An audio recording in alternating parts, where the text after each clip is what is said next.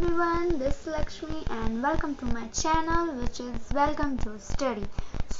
आज के इस वीडियो में हम लोग जानेंगे बिजनेस इकोनॉमिक क्या होता है और बिजनेस इकोनॉमिक के बेसिक कॉन्सेप्ट के बारे में। ठीक है, तो हम पहले बिजनेस इकोनॉमिक के बारे में क्या होता है वो देख लेते हैं। ठीक है, तो business economic is the application of economic theory and analysis to practice of a business firm and other institution such as health care facility and government agencies. तो बिजनेस इकोनॉमिक क्या है? थ्योरी है जिस क्या बताती है? इकोनॉमिक्स के बारे में बताती है हमें, और भी अदर इंस्टीट्यूशन के बारे में हमें बताती है, जैसे कि हेल्थ केयर फैसिलिटीज़ हम अगर इकोनॉमिक गवर्नमेंट प्रोवाइड कर रही है तो उसके बारे में हमें नॉलेज देती है। जो भी गवर्नमेंट एजेंसीज होती हैं उनके बारे में हमें पता चलता है। अपने इन्वायरमेंटल में क्या क्या हो रहा है उसके बारे में हमें, पॉलिटिकल के बारे में, सोशल्स के बारे में, हर एक चीज़ के बारे में, मार्केटिंग के बारे में, हर चीज़ के बारे में हमें कौन बताता है? तो एक बिजनेस इकोनॉमिक, मतलब बिजनेस के रिलेटेड जो भी होता है वो हमें बताता है बिजनेस इकोनॉमिक। ठीक है, तो अब बेसिक कॉन्सेप्ट कौन से हैं? तो देयर आर 6 बेसिक कॉन्सेप्ट। तो पहला incremental cost, opportunity cost, time prescriptive, equimarginal principle and और डिस्काउंटिंग प्रिंसिपल। ठीक है, तो उसको डिटेल में देखते हैं। आज के वीडियो में हम बात करने वाले हैं basic concept of business economic. ठीक है, तो पहला कॉन्सेप्ट है इंक्रीमेंटल कॉन्सेप्ट। इंक्रीमेंटल कॉन्सेप्ट क्या होता है? Incremental concept is the most important concept of a business economics which is widely use to take a decision making. Incremental concept का मतलब होता है डिसीजन लेना। ठीक है, इंक्रीमेंटल कॉन्सेप्ट का मतलब डिसीजन लेना। ठीक है, ये मोस्ट इंपॉर्टेंट कॉन्सेप्ट होता है हर एक बिजनेस इकोनॉमिक्स का। इसके अंदर भी 2 टाइप के होते हैं, एक इंक्रीमेंटल कॉस्ट और एक इंक्रीमेंटल रिवेन्यू। अब इंक्रीमेंटल कॉस्ट क्या होता है? तो change in a total cost due to the change in a decision making. मतलब अगर आपके डिसीजन में कोई चेंज आता है तो हमारा टोटल कॉस्ट के रिलेटेड, तो हमारा टोटल कॉस्ट भी चेंज हो जाएगा। किसकी वजह से? डिसीजन लेने की वजह से, डिसीजन चेंज करने की वजह से। ऐसे ही इंक्रीमेंटल रिवेन्यू भी है। अगर आपके डिसीजन में कोई चेंजेस आता है तो चेंजेस डिसीजन मेकिंग, तो उसके लिए क्या होता है कि अगर आपके डिसीजन चेंज होगा रिवेन्यू को लेकर तो हमारा टोटल रिवेन्यू भी चेंज हो जाएगा। तो उसको बोलते हैं हम लोग टोटल इंक्रीमेंटल रिवेन्यू। ठीक है, तो ये दोनों इंक्रीमेंटल कॉस्ट कॉन्सेप्ट के अंदर आता है। ठीक है, तो ये हो गया हमारा इंक्रीमेंटल कॉन्सेप्ट। ठीक है,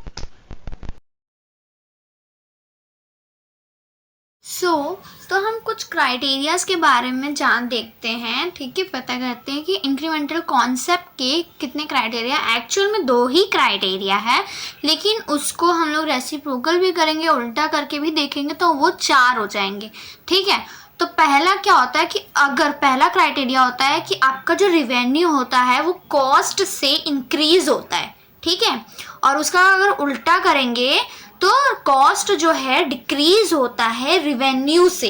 ठीक है, इंक्रीज होगा रिवेन्यू तो ऑफकोर्स कॉस्ट भी डिक्रीज होगा, और उसका उल्टा करेंगे तो cost decrease then the revenue. ठीक है, अब मोर देन द रिवेन्यू। अब सेकंड क्या होता है कि जब आपका कुछ रिवेन्यू, मतलब कोई थोड़ा रिवेन्यू जब इंक्रीज होगा, ठीक है, ग्रेटर सेंस में इंक्रीज होगा कॉस्ट से, तो उसका अगर हम अपोजिट करेंगे तो जो कॉस्ट है वो कुछ कॉस्ट, सम कॉस्ट डिक्रीज हो रहा होगा रिवेन्यू से, more than the sum revenue increase. जो भी रिवेन्यू कुछ इंक्रीज हुई होगी उससे कॉस्ट डिक्रीज होगा, तो आप उसको अपोजिट कर देना है। तो 2 ही क्राइटेरिया याद रखना है, क्या कि रिवेन्यू जब इंक्रीज हो रही होती है, ठीक है, तब कॉस्ट डिक्रीज हो रहा होगा। अब या फिर दूसरा क्या है, अगर कुछ रिवेन्यू, पूरी रिवेन्यू नहीं, थोड़ी रिवेन्यू अगर इंक्रीज हो रही है ग्रेटर सेंस में तो कॉस्ट जो होगा वो डिक्रीज हो रहा होगा। ये 2 क्राइटेरिया होती है। अब इसको उल्टा करके भी याद कर लेना। ठीक है, तो ये होता है क्राइटेरिया। अब सेकंड कॉन्सेप्ट क्या है? Opportunity concept. अपॉर्चुनिटी कॉन्सेप्ट मतलब आपकी बहुत सारी इच्छाएं होती है, वांट्स होते हैं, नीड्स होते हैं।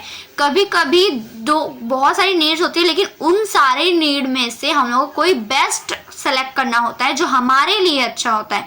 ठीक है, तो अपॉर्चुनिटी कॉस्ट उसको बोलते हैं। तो क्या होता है? Opportunity cost mean selecting the best next alternative and sacrifice that is sacrifice और फॉरगॉन, ठीक है। या फिर the cost of choosing one option other than other options in is called opportunity cost, ठीक है। फॉर एग्जाम्पल आप लोगों की कल एग्जाम है, ठीक है, आपको बुक्स भी खरीदनी है प्लस आपको मूवी भी देखने जानी है, ठीक है।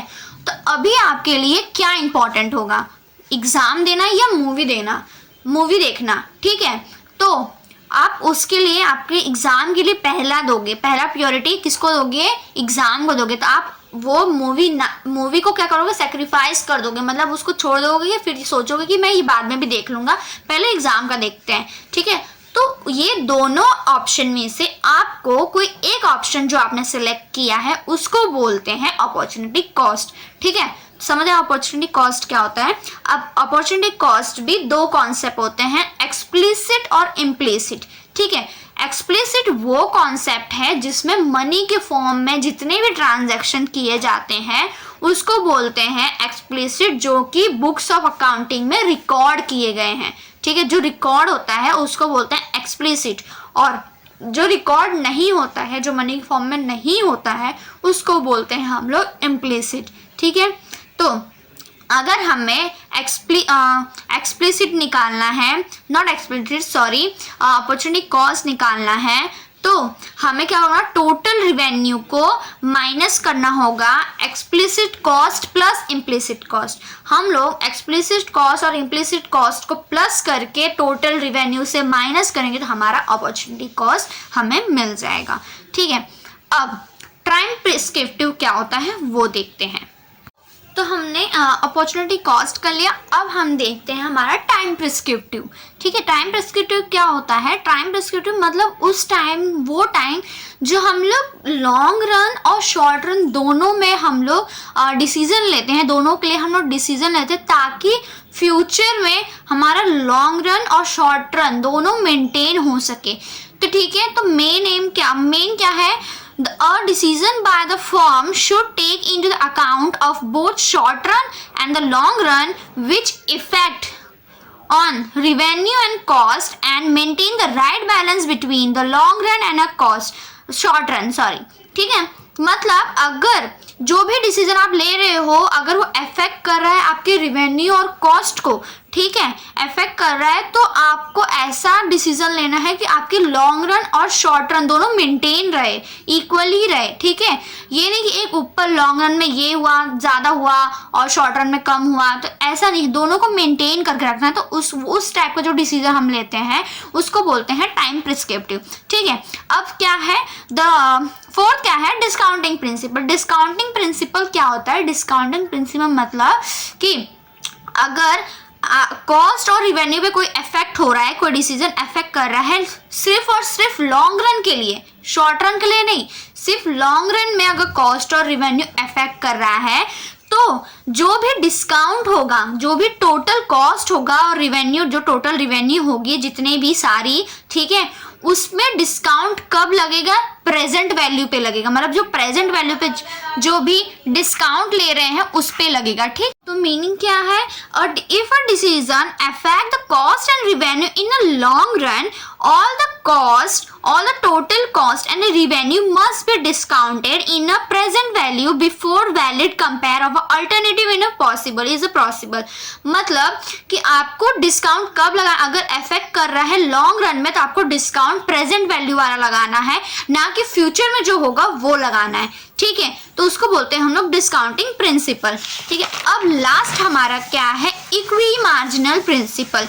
इक्वी का मतलब इक्वल ही, मार्जिनल मतलब एडिशनल। मार्जिनल का मतलब कोई वैल्यू आप ऐड कर रहे हो, कोई रिसोर्सेज में कोई वैल्यू ऐड कर रहे हो तो वो रिसोर्सेज इंक्रीज हो रही, तो उसको एडिशनल वैल्यू को हम लोग मार्जिनल वैल्यू बोलते हैं, ठीक है। तो इक्वी मार्जिनल प्रिंसिपल क्या होता है कि अगर कोई रिसोर्सेज में आप एडिशनल वैल्यू ऐड कर रहे हो और वो आपको फ्यूचर में ज़्यादा से ज़्यादा ऑप्टिमम रिसोर्सेज आउटपुट दे रहा है आपको, तो वो आपका इक्वी मार्जिनल प्रिंसिपल होगा, ठीक है। अगर कोई रिसोर्सेज में आप लगा रहे हो, जैसे कि सपोज एक लैंड है, ठीक है, अगर आपने एक लैंड पे आपने एक लेबल लगाया, तो आपको आउटपुट मिल रहा है, ठीक है। एक अभी तो नॉर्मल आउटपुट मिल रहा है, लेकिन अभी एक ही लैंड पे आप दूसरा 2 लेबर लगाओगे, ऐड करोगे, एडिशनल करोगे दूसरे लेबर को, तो आपको ज़्यादा से ज़्यादा आउटपुट मिलेगा, ठीक है। तो जो पहले वाले से जो जितना मिला था उससे डबल मिलेगा हमें, तो उसको बोलते हैं एडिशनल वैल्यू को। जो रिसोर्सेज में एडिशनल वैल्यू हम लोग यूज़ करते हैं तो उसको बोलते हैं हम, और ज़्यादा से ज़्यादा हमें आउटपुट मिले एक रिसोर्सेज को एडिशनल वैल्यू करके, तो उसको बोलते हैं हम लोग इक्वी मार्जिनल प्रिंसिपल, ठीक है। तो ये हमारा बेसिक कॉन्सेप्ट ख़त्म होता है, ठीक है। तो वीडियो अच्छी लगी हो तो प्लीज़ लाइक करना, सब्सक्राइब करना एंड शेयर करना, और click the bell icon to get the notification in your YouTube. So thank you so much for watching my video. तब तक के लिए टाटा।